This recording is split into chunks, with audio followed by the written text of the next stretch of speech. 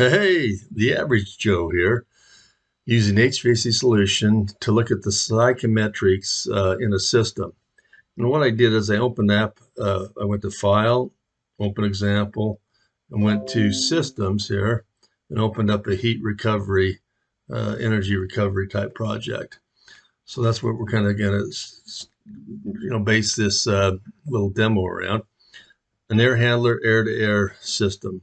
If I click on that, you'll see I actually have a Heattex BD type product in there.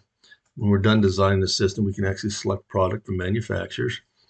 So what we want to look at is we've got a evaporative coil and a cooling coil, and then obviously the air-to-air, which I mentioned. So we have our two air streams, the exhaust going out and the blue fresh air coming in. Now with our scenario feature we added here a few years ago, we can actually set up to 24 scenarios in a system. And you see we have down here, the overview shows all temperatures, whether they're the blue for cooling or the red for heating. Then we have our summer cooling, which is just going to show the chilled water coil here, 95 outside to 53. How did it get 95? Well, I'm just going to double left click on my white screen. And here you'll see that's the temperature in Utah, winter condition right there, 95. The 14's the summer of 95 and the winter of 14. And then if we hit evaporative cooling tab, you'll see now we have 95 coming in at that device, going down to 65, cooling down to 53. And then the last one, cooling recovery, you'll see the 95 is coming in on the energy recovery unit, leaving at 77, coming to the cooling coil down to 52. So on all these different scenarios, I can actually, this cooling coil here with that scenario, I can click on, and you can get your psychrometrics by looking here under the psychrometric chart tab. Not only can you see the conditions, dry bulb, wet bulb, we can also display the chart, have those all plotted automatically for you and see those points on the chart.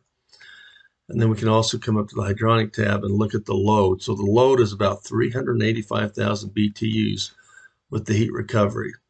Now, if I come over to the evaporative cooling, and then you'll see that's going from 95 to 65. So in that condition, I'm just about 459,000 BTUs, so a little bit more on that cooling coil needed to happen. And then if we go over and look at the summer cooling only, so that's taking the full blunt of the cooling, we're seeing about 604,000 BTUs. So by adding those other devices, we can reduce that size of that cooling coil, and the chilled water capacity have reduced on the load. Anyway, so that's just kind of going and showing you the different psychrometrics that are associated with the system. Obviously, like I mentioned in overview, it shows all the temperatures.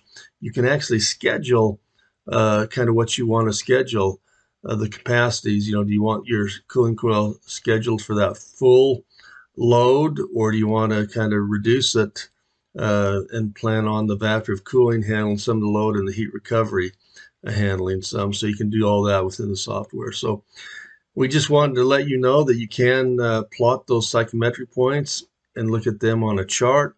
You can look at the scenario feature to look at different capacities in the system, and then you can have your schedules create kind of the loads that you want to have in your system. Hey, thanks for watching this weekly video.